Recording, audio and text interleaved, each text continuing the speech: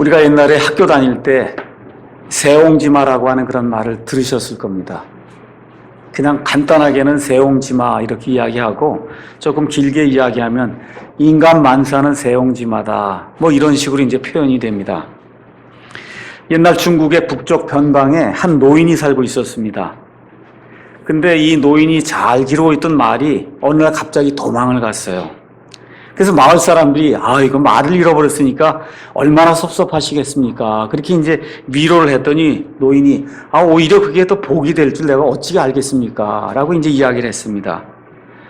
근데 정말 그 말이 있은 지 얼마 지나지 않아서 몇 달이 지나지 않아서 그 말이 아주 잘생긴 그런 준마와 함께 자기 집으로 다시 돌아오게 됐어요.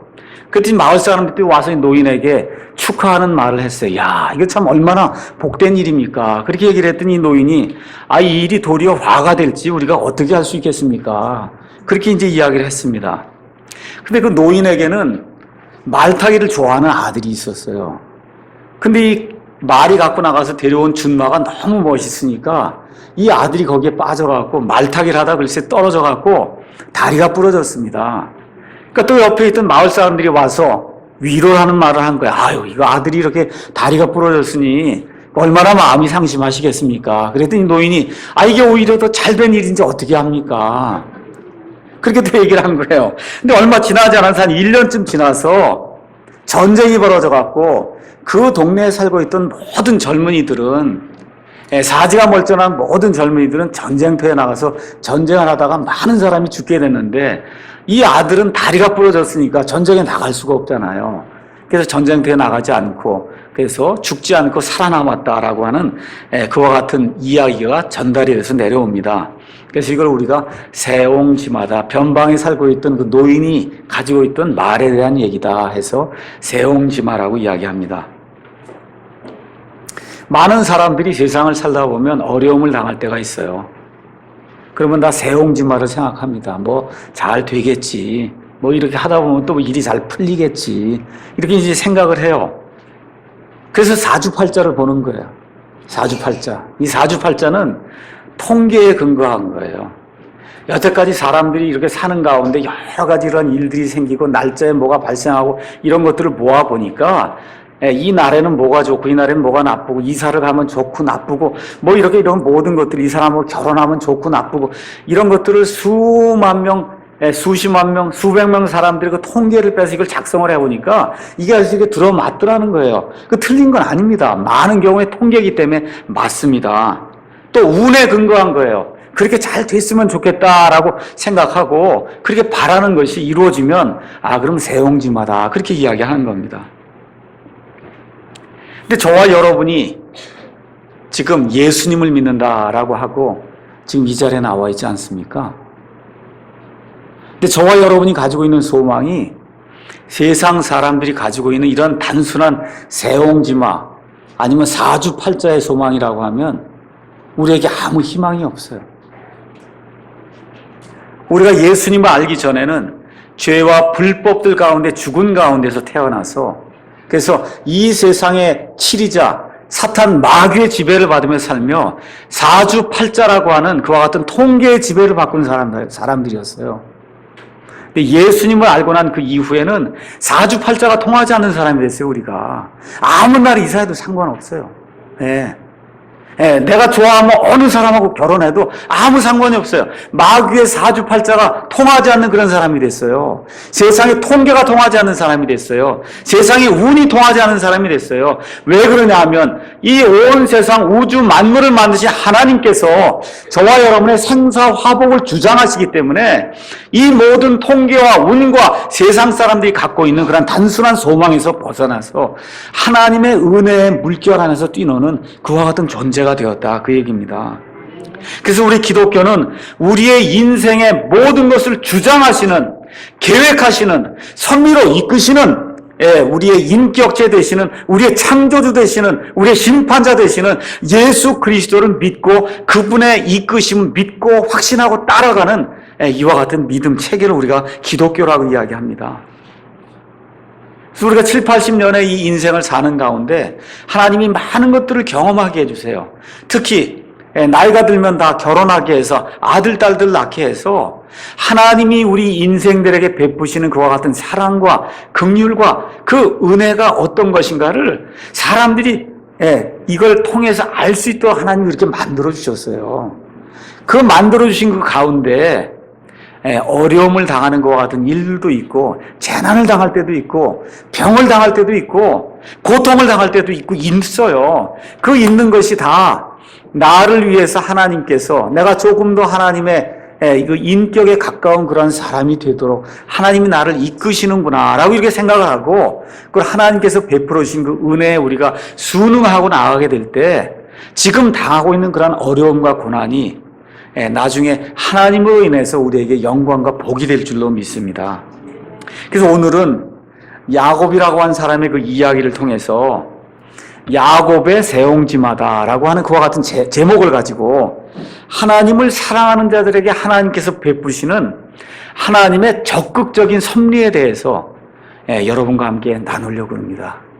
세상 사람의 세옹지마가 아니라 믿는 사람, 그래서 야곱의 세옹지마, 멋있잖아요. 이런 제목을 가지고 하나님이 어떻게 적극적으로 우리 삶 속에서 하나님의 일을 이루시는가 한번 살펴보려고 합니다. 하나님이 우리 인생들을 지으시고 온 우주 공간을 만드시고 하나님이 행하시는 그 일이 두 가지로 크게 구분이 될 수가 있어요. 하나는 기적이라고 하는 게 있어요. 기적은 이 인생이나 역사의 행로에 하나님이 직접 개입하셔서, 그래서 하나님이 엄청나게 놀라운 일들을 통해서 하나님이 이루시고자 하는 그 일을 이루시는 거예요. 근데 그 일은 매일 일어나지 않습니다. 하나님이 이렇게 적극적으로 개입하는 그런 모든 일은 하나님이 원하시는 때 아주 극소수의 시간에 극소수의 사람에게만 하나님이 임하셔서 이와 같은 기적을 이루세요. 그래서 이런 기적을 자꾸 달라고 하는 것은 음란한 세대가 구하는 것이다. 예수님이 그렇게 이야기하셨어요. 너희는 하나님을 믿고 하나님의 자녀가 되었으면 하나님의 그 신뢰하심을 맛보고 하나님을 의지하고 보지 않는 가운데 믿고 따라가는 것이 그게 믿음이라고 예수님께서 말씀해 주십니다. 그래서 하나님이 하시는 그 나머지 일은 다 섭리로 이루어져요. 섭리라고 하는 것은 하나님이 우리 가운데 어떤 계획을 작정하시고 그 일을 하시려고 할 때 우리 주변에서 아니면 내 안에서 이루어지는 각종 일들을 통해서 어려움도 있고 기쁨도 있고 슬픔도 있고 재난도 있고 정말 좋은 일도 있고 나쁜 여러 가지 모든 일들이 있는데 그 모든 일들 하나님이 쭉 끌고 나가시면서 하나님이 이루고자 하시는 그러한 방향으로 하나하나 일을 처리해 나가시는 그 일, 그 과정, 그거를 하나님의 섭리라고 이야기해요. 그래서 우리는 하나님의 아들, 딸이 되었기 때문에 하나님의 섭리 안에 거하는 사람입니다. 그래서 기적을 추구하지 말고 하나님의 섭리 안에서 내가 하나님의 섭리를 따라서 믿음을 가지고 내 발걸음을 옮겨야 되겠다라고 이렇게 작정을 하실 때 하나님께서 여러분과 저에게 정말 은혜의 손길로 늘 채워주실 줄로 확신합니다. 성경에는 여러 인물이 많이 나옵니다. 그 여러 인물들 중에서 가장 인간적인 사람 하나 들어라. 그렇게 얘기하면 야곱을 들 수 있어요. 그래서 야곱을 제가 굉장히 좋아해요. 나랑 비슷하기 때문에 가장 인간적인 그 실수와 그렇죠? 부끄러움과 이런 모든 게 그냥 읽어보시면 성경 말씀 창세기를 읽어보면 야 어떻게 이게 이렇게 드러나 있을까? 그 내용이 아주 적나라하게 이렇게 기록이 돼 있어요. 그래서 내 모습을 보여주는 그와 같은 사람을 위한 기록이 돼 있기 때문에 그래서 인간 그대로 하나님 앞에 나아가는 그 모습이 그 안에 그렇게 기록이 돼 있기 때문에 굉장히 제가 좋아합니다. 다니엘 좋아해요. 근데 쫓아갈 수 없는 사람이라 나하고는 상대가 안 되는 사람이거든요. 요셉도 좋아하는데 저는 거기에 가지 못하는 사람이에요. 근데 야곱 정도 되면 그래도 그 정도는 내가 어떻게 좀 해볼 수 있지 않겠나. 이런 그 비교의 대상이 되기 때문에 그래서 참 좋아합니다. 야곱은 쌍둥이로 태어났죠. 태어나면서부터 지지 않으려고 자기 형이 지금 먼저 나오는데 형의 발꿈치를 어떻게 하든지 잡고 내가 한번 1등으로 태어나려고 그렇게 욕심을 부린 사람이에요. 야곱은 또 마마보이로 자랐어요. 그래서 어머니 사랑을 받으면서 자기 형은 호탕하고 그렇죠? 성격이 아주 단순하고 사람들에게 인정을 받을 수 있는 그와 같은 사람인데 비해서 이 야곱이라는 사람 마마보이로 자라면서 약삭빠르게 어떻게 이 세상에 이런 이득을 취한 일이라든지 이런 거에 아주 정말 약삭빠른 그런 사람이 되었습니다. 그러면서도 이 야곱은 굉장히 지혜로운 사람이었어요. 자기 할아버지 아브라함의 삶을 가만히 살펴봤어요. 아브라함 우리 할아버지가 저 갈대아 우르에서 옛날에 우상을 섬기다가 여기 가나안 땅에 하나님께서 부르셨을 때 믿음을 가지고 아무것도 알지 못한 채 여기 와갖고 이게 사는 가운데 할아버지가 이루어놓은 이 삶을 보니까 이 믿음의 삶이 무엇이구나 하는 것을 어려서부터 조금씩 알기 시작했어요. 자기 아버지 이삭과 자기 어머니 리브가의 그와 같은 극적인 그러한 결혼이라든지 이런 것들을 통해서 하나님이 이삭의 그 많은 잘못에도 불구하고 그 이삭을 이끄셔갖고 하나님의 일을 이루려고 하는 그런 일들을 알게 됐단 말이에요. 그래서 하나님의 일에 관심을 갖기 시작했어요. 세상 사람들의 일에 관심을 갖는 것이 아니라 하나님의 일에 어려서부터 관심을 갖기 시작했습니다. 그러다 보니까 하나님의 일에 관심을 갖다 보니까 가만히 보니까 하나님의 일의 특징이 뭐냐 하니까 하나님은 장자에게 2배의 축복을 준다는 걸 알게 된 거예요. 근데 가만 보니까 자기는 둘째 아들이거든요. 그러니까 꾀를 동원한 거예요. 어떻게 하든지 내가 장자권을 뺏어서 내가 장자가 돼야만 하나님의 일을 할 수 있지 않겠냐. 이렇게 생각을 하고는 믿음이 부족할 때 꾀를 내기 시작했어요. 자기 형이 사냥 갔다 와서 배가 고프니까 팥죽을 쏘아놓고 팥죽 한 그릇을 주고는 그리고 장자권을 형한테 샀습니다.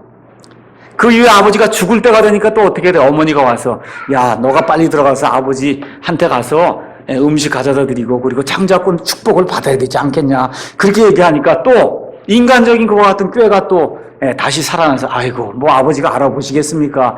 그리고 하고는 들어가서 이 에서처럼 다 이렇게 염소털로다 이렇게 솥을 다 꾸며놓고는 그러고 가서 아버지 앞에 가서 제가 에서입니다. 그러고선 자기 아버지를 속이고는 그러고선 아버지로부터 장자의 그와 같은 축복을 다 받았어요. 받고 났는데 문제가 생겼어요. 복이 아니라 뭐가 임했어요? 화가 임한 거예요. 그의 형 에서가 화가 나갖고 아버지만 돌아가시기만 하면 넌 죽는다. 이렇게 얘기를 하니까 그 어머니가 걱정이 돼서 어떻게 해요? 안 되겠구나 해서 이 야곱을 자기 오빠가 있는 하란 땅으로 이제 보내게 됩니다.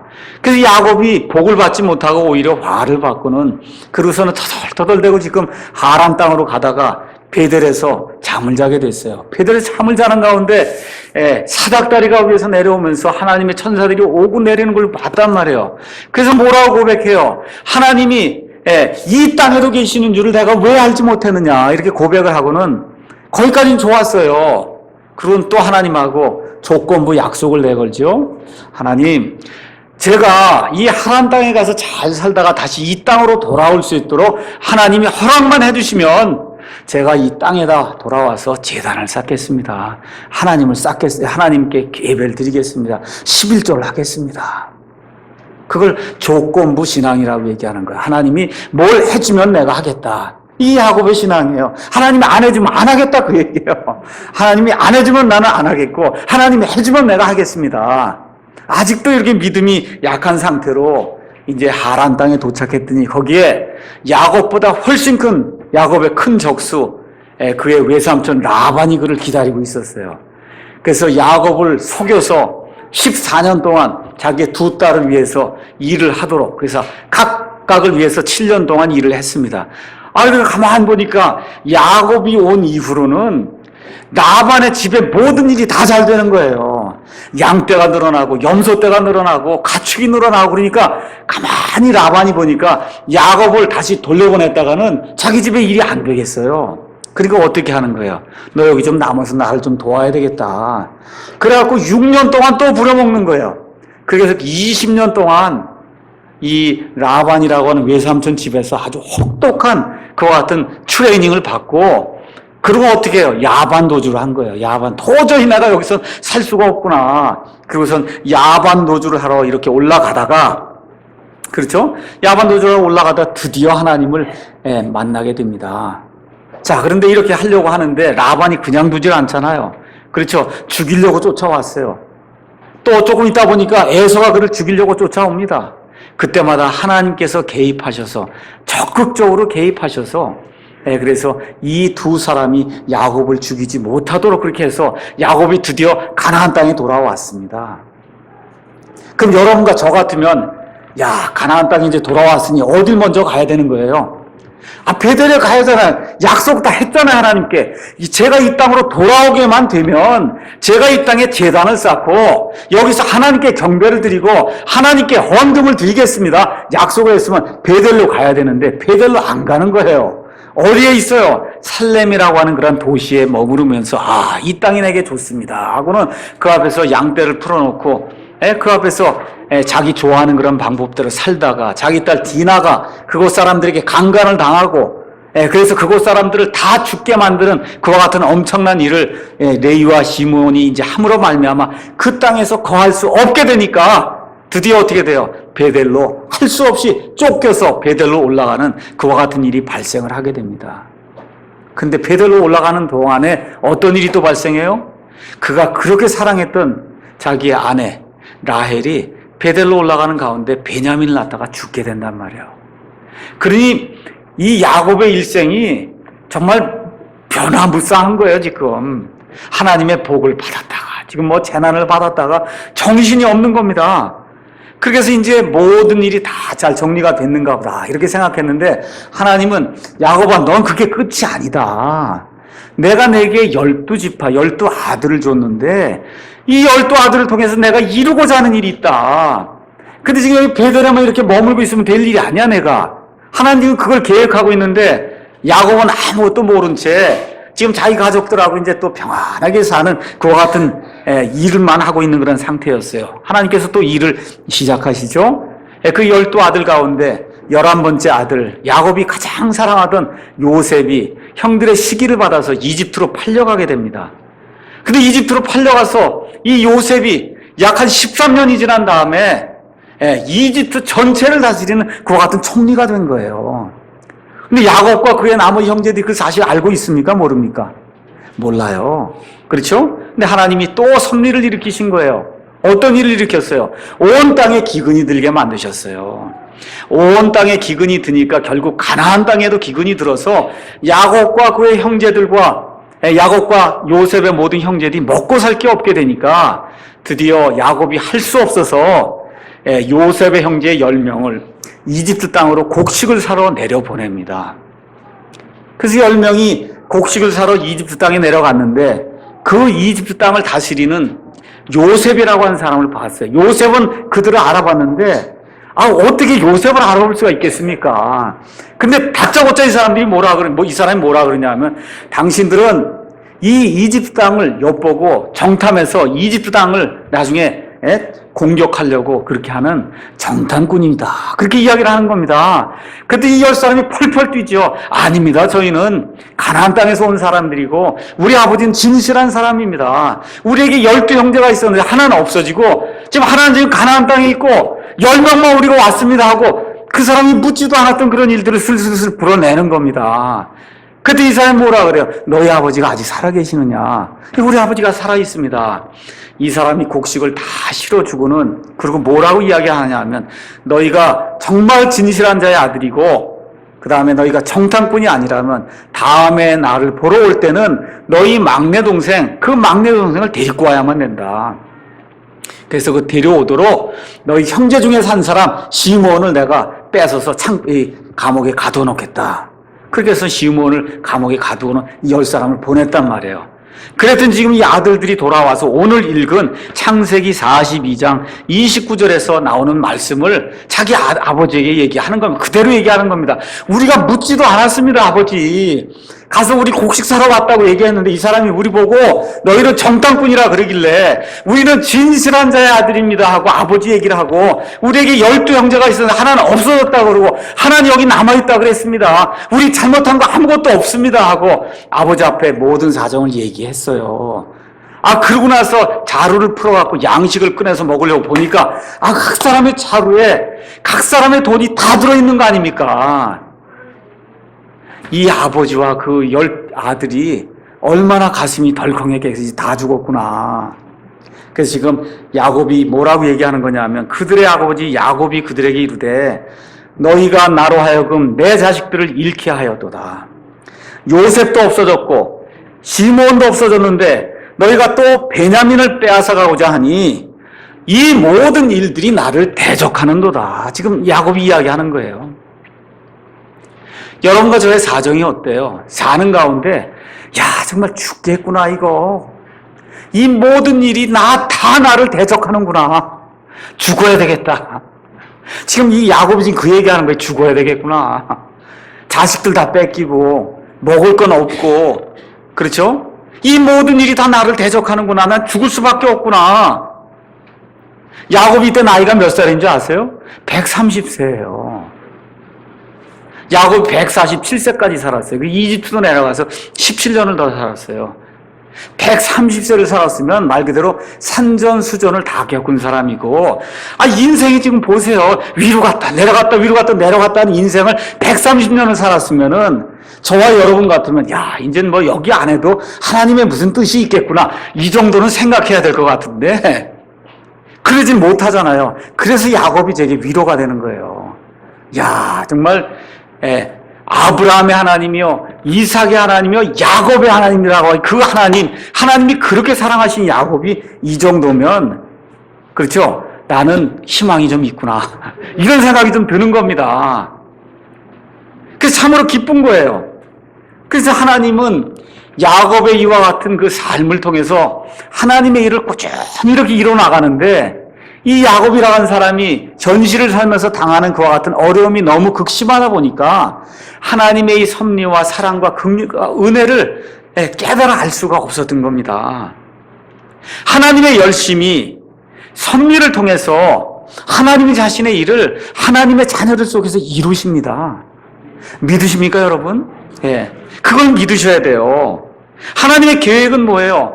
요셉을 먼저 보내서 요셉이 거기서 고난을 당한 가운데 애굽의 이집트의 총리가 돼서 그래서 여기 남아있던 모든 가족이 일일이 내려가서 그래서 거기서 편안한 가운데 많은 백성을 이룬 다음에 그 이후에 가나안 땅으로 올라와야만 하나님이 하시고자 하는 그런 일을 이루실 수 있다는 겁니다.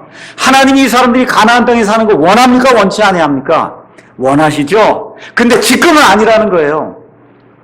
지금은 어디로 내려가야 하는 때예요? 이집트로 내려가야 되는 때예요. 하나님이 하나님의 백성이 가나안 땅에 사는 걸 원하십니다. 저와 여러분이 행복한 가운데 사는 걸 원하세요. 근데 지금이 아닐 때가 있다 그 얘기예요. 그래서 하나님은 우리에게 병도 주시고 슬픔도 주시고 고난도 주시고 어려움도 주시고 재난도 주신다 그 얘기예요. 그 이야기가 결코 하나님은 우리를 버리셨구나라고 하는 그런 쪽으로 우리를 이끌고 하면 안 된다. 성경이 그렇게 이야기를 하는 겁니다.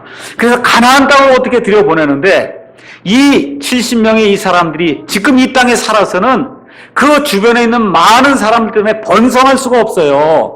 그러니까 하나님께서 은혜를 베푸셔서 이집트 땅으로 당분간 피신을 해서 약 400년 동안 그 안에 거하는 가운데 강성한 민족이 돼서 이 가나안 땅에 올라와야만 그래야 하나님이 원하시는 그와 같은 일들을 이룰 수 있기 때문에 하나님께서 당분간은 이집트로 내려가야 된다고 하나님이 이와 같은 계획을 세우시고 이런 일들을 행하는데 지금 야곱은 뭐라 그래요?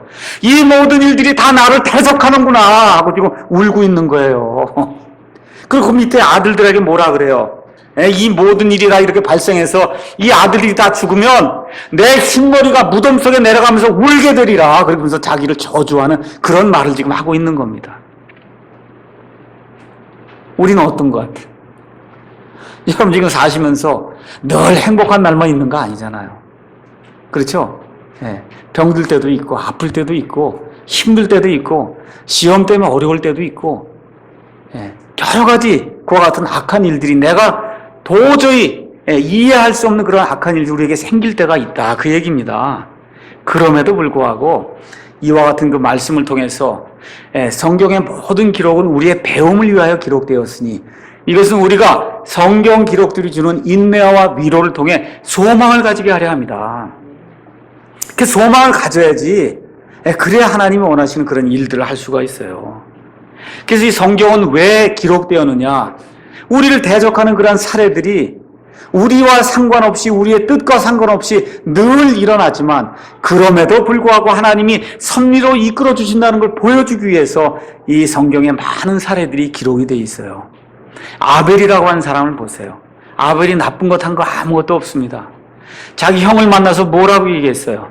형, 하나님이 기뻐하시는 그러한 제물은 양이 아무리 열심히 일해서 그 가져다 바치는 채소 이런 게 중요한 게 아니라 하나님이 원하시는 제물은 양을 죽여서 피를 가져다가 속죄를 이루는 그 제물이에요.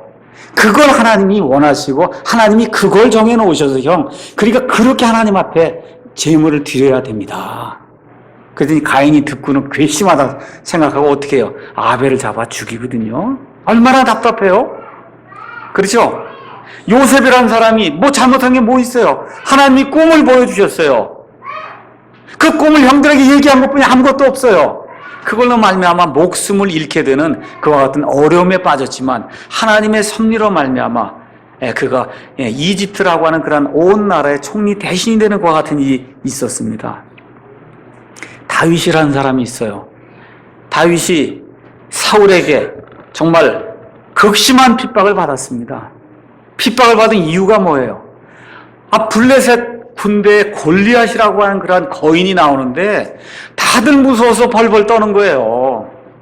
근데 다윗이 그 전쟁터에 우연히 이르렀는데 가서 보니까 이 골리앗이라고 하는 사람이 나타나서 이 자기가 신뢰하는 그 하나님을 욕하고 대적하는 걸 보게 된 겁니다. 그래서 뭐라고 얘기해요? 내가 이 개 같은 너를 하나님의 그와 같은 능력을 한번 맛을 보여주겠다 해서 돌팔매기구로 돌을 던져서 단방에 골리앗을 죽여버렸거든요.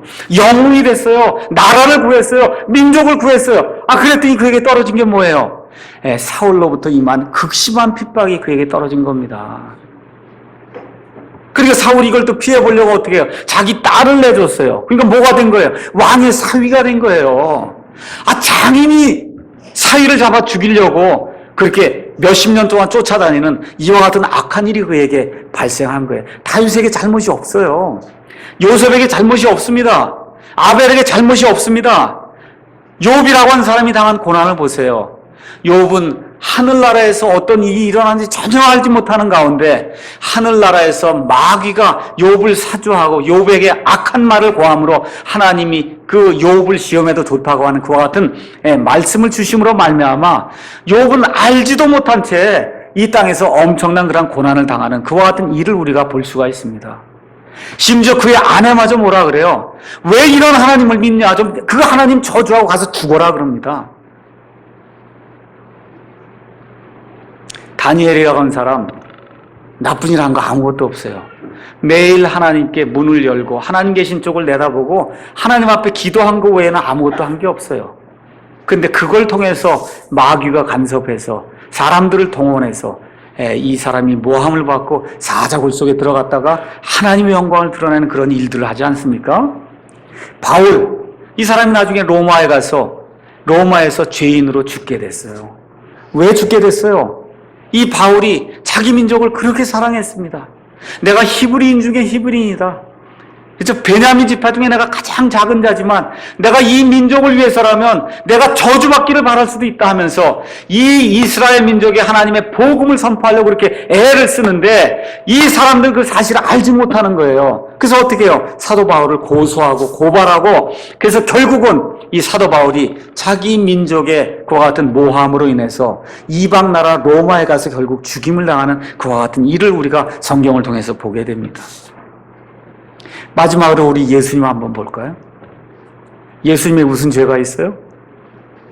죄가 하나도 없는 분이에요. 죄를 지을 수 없는 분이에요. 하나님이에요. 이 땅에 오셔서 하나님은 이걸 원한다 하는 거를 그냥 다니시면서 그분이 하는 것 하나하나, 말씀하는 것 하나하나가 하나님이 하시는 것이고 하나님이 말씀하시는 거예요. 하나님을 그대로 실증하시고 하나님의 영의 실체를 그대로 입증하시며 너희가 하고 있는 이런 일들이 하나님이 기뻐하는 그런 일들이 아니 돌이켜 회개하고 살라고 예수님이 말씀해 줬는데 듣습니까? 안 듣습니까? 안 들어요.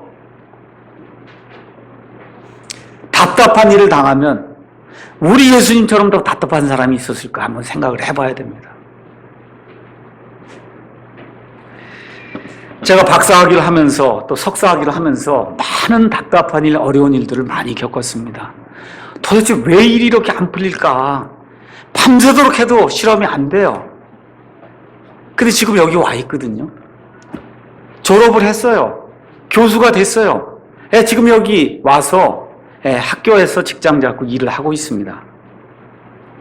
많은 사람들이 뭐 목사네 애들이니까 애들이 다 잘 되고 그죠? 속 안 새기고 아무 문제가 없겠거니 이렇게 이제 생각을 많이 합니다. 옛날에 제 밑에 있는 동생이 하도 속을 많이 썩이니까 우리 아버지가 그 동생 때문에 울고 정말 고민하고 하는 그런 모습을 제가 많이 봤습니다. 내게 뭐 그런 일이 생기겠나. 자식들이 얼마나 속을 썩이는지 지난 겨울에는 제 아내와 함께 얼마나 많이 울었는지 몰라요. 그런 일들이 저와 여러분에게 생겨요. 악한 일들이 생깁니다. 근데 그게 은혜가 돼요, 이상하게. 왜 은혜가 되는지 아세요? 내 자식들이 그러는 걸 보니까 하나님 앞에서 내가 어떤 사람일까 그 생각이 나는 거예요.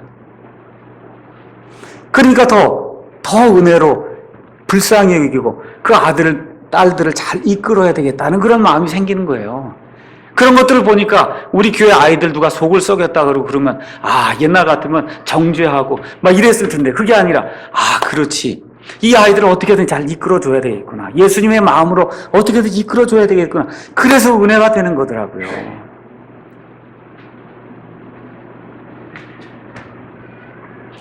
예전에 10년 전에 교회를 했습니다.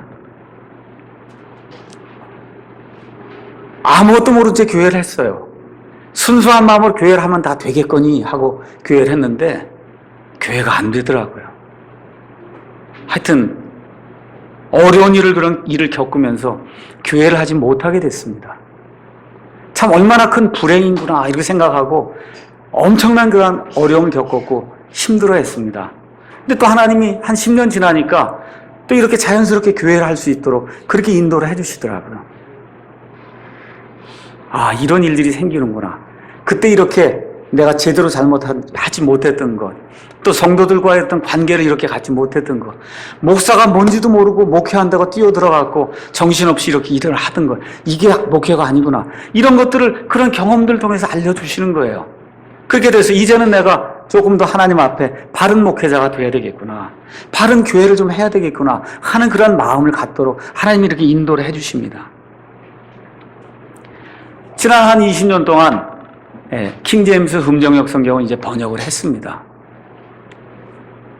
이런 성경을 번역하고 또 이렇게 목사를 하면서 깨달은 것 중에 하나가 있어요. 그것은 뭐냐 하면 예수 믿는 사람이나 믿지 않는 사람이나 정말 형편없는 사람들이 굉장히 많구나. 예수 믿는 사람이라고 이렇게 천사가 아니구나 하는 것들을 심각하게 많이 깨닫습니다. 그게 은혜가 돼요. 그렇게 되니까 어떻게 해요? 사람을 의지하지 않아요. 사람의 방법을 의지하지 않습니다. 뭐만 의지해요? 하나님만 의지하게 돼요. 이번 겨울에 제가 미국에 갔는데 저를 도와주시고 또 선교사로 파송해 주신 웨이 박사님을 만나게 됐습니다. 그 웨이 박사님 연세가 이제 한 84세 되셨는데 제게 왜 한국에 킹제임스 성경이 있고 이렇게 모든 성경이 잘 이렇게 번역이 돼서 나와 있는데 왜 또다시 성경을 번역해야 되느냐. 미국 선교사가 자꾸 편지를 보내서 성경을 번역해야 되겠다고 하고 그러는데 이게 도대체 무슨 일이냐. 그래서 그 사람이 뭐 한 20페이지 뭘 적어서 나를 고소하는 그런 얘기를 이렇게 적어서 조금 보내줬는데 자기가 아무리 읽어봐도 미국 사람으로 읽어봐도 아무 문제가 없는 그런 일을 왜 이렇게 꼬투리를 잡아서 그렇게 자꾸 이렇게 하는지 이해를 못하겠다 하면서 그 서류를 제게 주더라고요. 그래서 뭐 제가 이렇게 읽어보니까 뭐 말 그대로 말이 안 되는 그런 이야기를 하고 있는 거죠. 뭐 다 알아도 되기 때문에 이름이 짐 테일러라고 지금 전주에서 선교사를 지금 하고 있는 그런 사람입니다. 한국말을 못해요. 아니 한국말을 못하는 사람이 어떻게 성경을 한국말로 번역을 할 수 있습니까? 이런 답답한 일이 생기는 거예요. 한국말을 못해요. 나하고 이야기하고 하면서 한국말을 못하니까 영어로도 이야기해야 돼요. 사인판도 보질 못해요. 이런 사람이 어떻게 한국말로 성경을 번역해서 냅니까? 이런 답답한 일들이 예수 믿는 사람들 가운데 일어나고 있어요. 그러면서 영어 성경이 불충분하기 때문에 그리스어 성경을 가지고 히브리어 성경을 가지고 자기가 이걸 잘 번역을 해서 내야 된다는 거예요. 그래서 제가 물었어요. 그리스어 히브리어 성경을 보려면 사전이 있어야 되는데 그 사전은 누가 만들어줬습니까? 불신자가 다 만들어 놓은 거예요. 불신자가.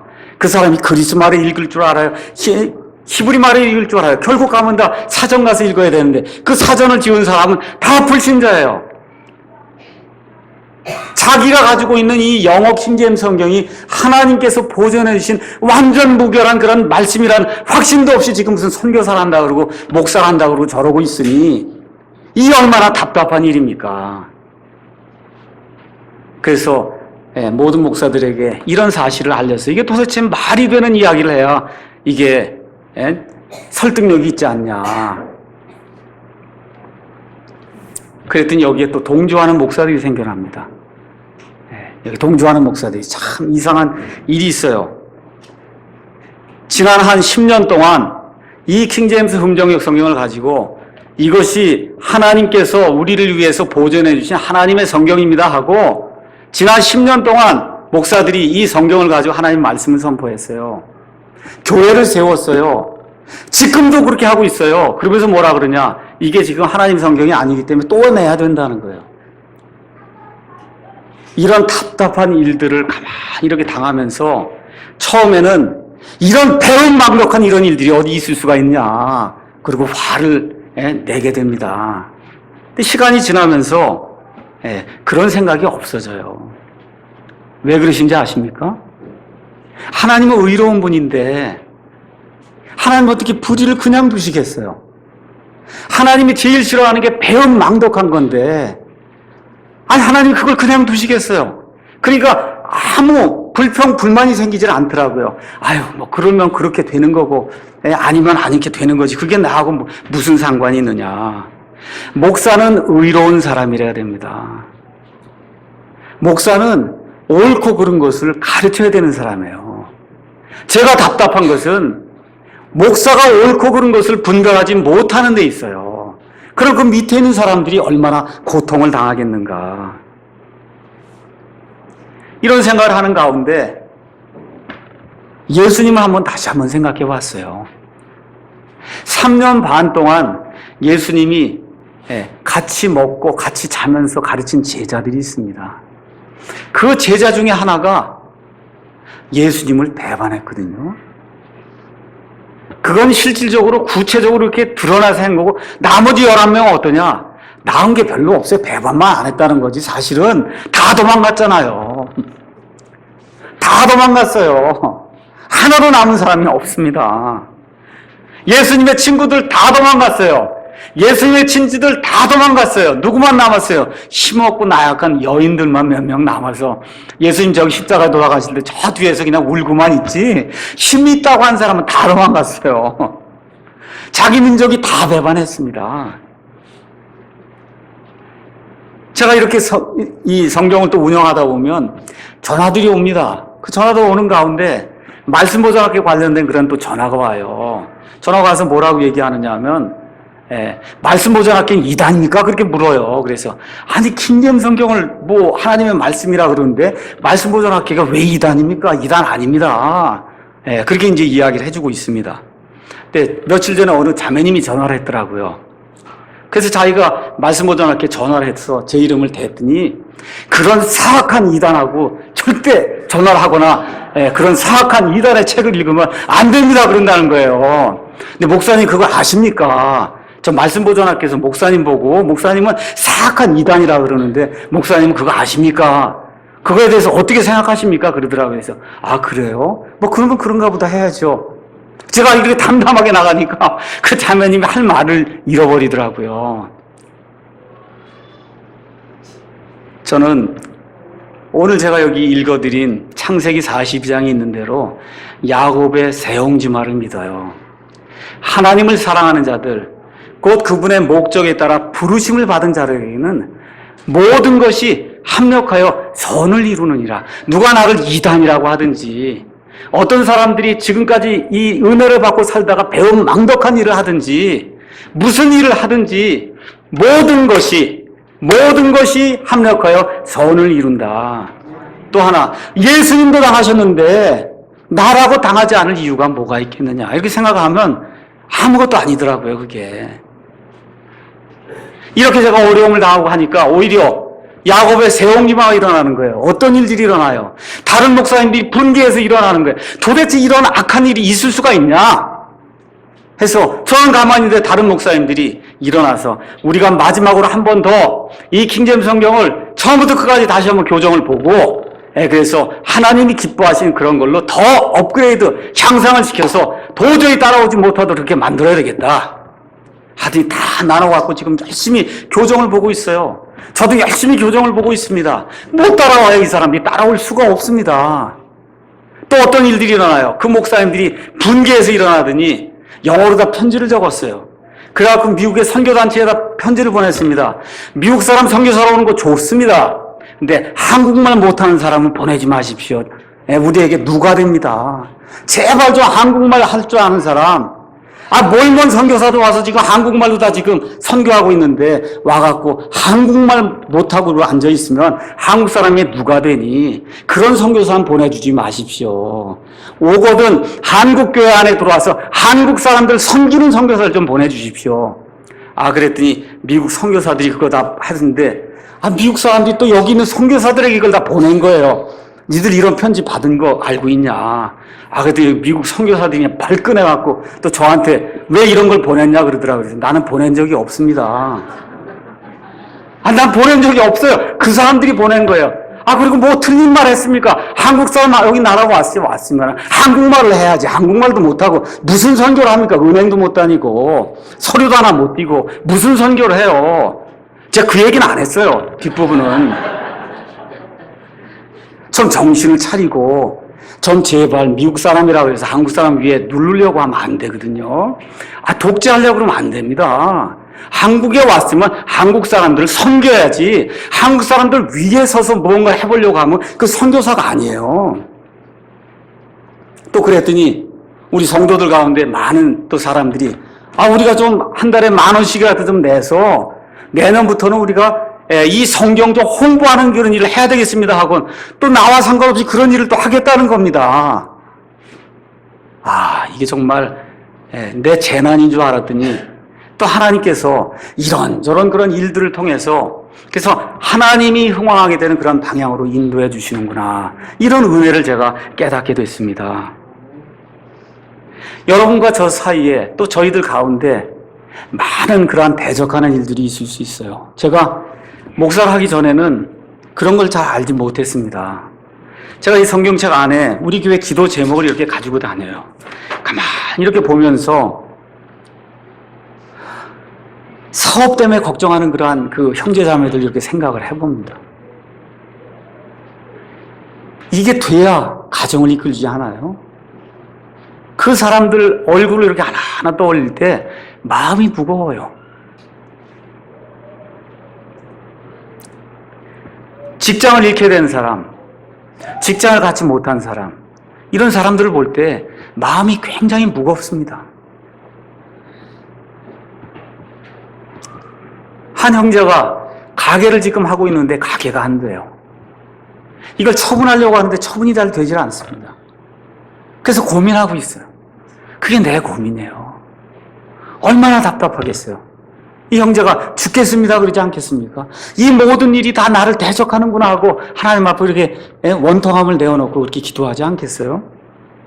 결혼해야 되는데 결혼할 상대가 없어요. 마땅한 사람이 없어요. 그것 때문에 고민하는 그런 형제 자매들을 볼 때 내게 얼마나 근심이 되는지 알 수가 없어요. 아이들 때문에 고생하는 그 부모들을 볼 때 정말로 얼마나 제가 힘이 든지 알 수가 없습니다. 부부간에 갈등이 있어서 서로 부부가 이렇게 갈등하는 그런 모습이 내게 이렇게 전달이 되면 너무너무 힘이 듭니다. 이 모든 사람들이 다 이 모든 일이 정말 다 나를 대적하는구나 하고 하나님께 원망하는 그런 모습을 이렇게 머릿속에 이렇게 그리게 될 때 마음이 편치 않아요. 근데 성경은 여기서 일어나야 된다고 우리에게 이야기하고 있습니다. 역경의 때에 내가 쓰러지면 내 힘이 작은 거다, 그렇게 이야기해요. 이 역경의 때에 내가 쓰러지면 내 힘이 작은 거다. 근데 이 힘은 어디서 오느냐 하면 나의 인생을 내가 하나님께 맡겼으니까 나의 인생을 주관하시는 그 하나님을 얼마만큼 내가 신뢰하느냐, 거기에 의해서 이 힘이 결정이 되는 거예요.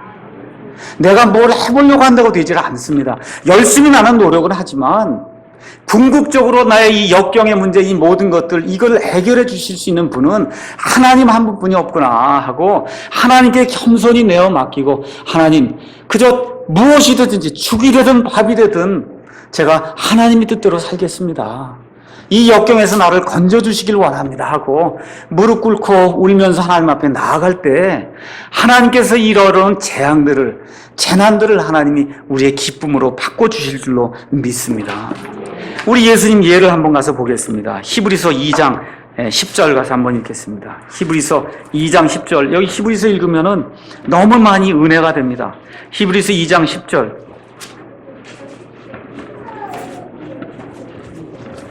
우리 예수님이 이 땅에 사시는 동안 평탄한 삶을 살지 않았어요. 2장 10절에 자신을 위해 모든 것을 존재하게 하시며 또 자신으로 말미암아 모든 것을 존재하게 하시는 그분께서 많은 아들들을 영광으로 데려가시는 일에서 그들의 구원의 대장을 고난들을 통해 완전하게 하심이 합당하도다. 잘 들어보세요. 그들의 구원의 대장이 누구예요? 예수님이죠. 예수님을 뭐를 통해 완전하게 하신다는 거예요? 네, 고난을 통해 완전하게 하시는 그 일이 우리 하나님께는 아주 합당한 일이라는 거예요. 우리 예수님도 고난을 당하셔서 완전한 거, 사람으로 사시는 가운데 완전함 속에 이르러서 성경이 그렇게 이야기를 합니다. 18절에 그분께서 친히 시험을 받아 고난을 당하셨은즉 시험받는 자들을 능히 구조하실 수 있느니라. 우리 예수님이 시험받는 자들의 그 심정을 이해하지 못하면 어떻게 구조해 주실 수가 있어요? 저와 여러분이 지금 어려움을 당하고 고난을 당할 때 이 당한 고난과 어려움 속에서 하나님의 은혜를 받게 될 때 다른 고난 받는 자들의 그 상태를 이해하고 도와주고 나중에 그들을 구조할 수 있다. 성경이 그렇게 이야기하는 겁니다. 히브리서 5장 또 읽어보겠습니다. 5장 7절 가서 보니까 5장 7절에서 10절 가서 보니까 그분께서는, 우리 예수님은 친히 육체로 거하는 동안에 자기를 사망으로부터 능히 구원하실 분에게 강렬한 부르짖음과 눈물로 기도와 간구를 드리셨고 또 친히 두려워하셨으므로 하나님께서 들으셨느니라. 그분께서 아들이실지라도 친히 고난받으신 일들로 말미암아 순종하기를 배우사 완전하게 되셨으므로 자기에게 순종하는 모든 사람들에게 영원한 구원의 창시자가 되시고 하나님에 의해 멜기세덱의 계통에 따른 대제사장이라 불리셨느니라. 그래서 우리 예수님의 예는 뭐냐? 갈보리가 먼저 있다는 거예요. 갈보리가 있은 이후에 우리에게 영광의 관이 있다는 겁니다. 이걸 우리가 기억을 해야 돼요. 이번 한 주간 동안, 지난주 예배 끝나고 나서 그 나흘 동안 제가 알아 누웠어요. 꼼짝 못했어요. 오늘 처음 말을 열어서 사람들하고 이야기를 하는 거예요. 그렇게 힘든 그런 상황 속에서도 그냥 아플 때는 아팠지만 그냥 감사가 됩니다. 이걸 통해서 또 하나님께서 이루고자 하신 그런 일들을 또 이루시겠지, 이런 생각들을 하고, 또 갑자기 우리 도희 생각이 났어요. 도희가 지금 5살인가 아마 그런데, 아유, 우리 도희 시집갈 때까지 내가 살 수 있을까, 이런 생각이 괜히 또 나더라고요. 가만히 누워있는데. 하여튼 하나님께서 소망이 없는 것처럼 이렇게 보일 때 우리에게 소망을 주신다. 이걸 꼭 기억해야 됩니다. 야곱과 저의 인생을 한번 보시기 바랍니다. 뭐예요? 죄덩어리거든요. 제가 완벽한 삶을 살았다고 여러분에게 이야기하지 않습니다. 죄덩어리예요. 내가 20년, 25년 전에 유학을 떠날 때 나를 알고 있는 그런 많은 분들이 내가 무슨 성경을 번역하고 목사가 되고 이런 일을 하리라고는 전혀 생각하지 않았어요. 여기 내 친구도 있어요. 전혀 그런 사람이 되리라고 생각하지 않았어요. 근데 하나님께서 만세는 무엇인가를 뜻하셔서 그런 일들을 하도록 하나님이 나의 모든 삶을 이렇게 인도해서 여기까지 오게 하신 거예요. 자식들도 속썩이게 하시고, 예, 이렇게 울고 불고 하고 그렇게 해서 하나님이 이끌어 오신 거예요, 여기까지. 그래서 감사한 거예요. 그래서 이제 깨닫고, 정말 하나님께서 나와 함께 하시면 나를 대적할 자가 누구인가? 내가 하나님 앞에서 올바르게 하면 누가 나를 대적하리요? 내가 비록 사람들의 마음은 아프게 할 수 있어요. 그 선교사나 목사의 마음은 아프게 할 수 있어요. 하지만 하나님 앞에서 부끄러운 짓을 하지 않았습니다. 우리 한국 사람들에게 가장 필요한 때 가장 좋은 언어로 하나님의 말씀을 줘야 되겠다는 그 심정으로 내 자신을 속이지 않고 하나님 앞에 맞추어서 하나님이 원하시는 일정으로 그 일을 했습니다. 그 일로 말미암아 그 사람들이 내 대적이 되었을지라도 전혀 후회하지 않습니다. 왜 그러냐? 하나님 앞에서 부끄럽지 않게 하나님의 의를 따라서 이 일을 행했기 때문에 전혀 부끄러운 것이 없습니다. 그래서 이런 어려움을 당할 때 뭘 기억해야 되느냐 하면 나는 하나님의 아들인가? 나는 하나님의 딸인가 한번 기억해 보세요. 그럼 내가 하나님의 딸이고 하나님의 아들일진데 하나님이 왜 내게 이렇게 어려움을 주실까? 하나님은 나를 위해 계획하신 것은 재앙이 아니라 평안입니다. 평안입니다. 그래서 이 평안을 주시기 위해서 하나님이 참고 기다리라고 우리에게 이와 같은 어려움을 주시는 거예요. 그래서 예수님을 바라봐야 됩니다. 그래서 그분을 사랑하는 자들, 곧 그분의 목적에 따라 부르심을 받은 자들에게는 모든 것이 합력하여 선을 이룬다고 하는 이와 같은 그 말씀을 통해서 여러분이 지금 어느 처지에 속해 있든지 어떤 어려움에 속해 있든지 하나님 앞에 내 사정을 내어놓고 하나님, 저는 하나님의 아들입니다. 저 하나님의 딸입니다. 믿사오니 하나님께서 이 모든 것을 하나님의 때에 아름답게 이루어주시기를 간절히 원합니다 하고 하나님 앞에 한 주간 동안 나가 사는 동안에 하나님이 우리의 삶을 아름답게 인도해 주실 줄로 확신합니다. 기도하시겠습니다.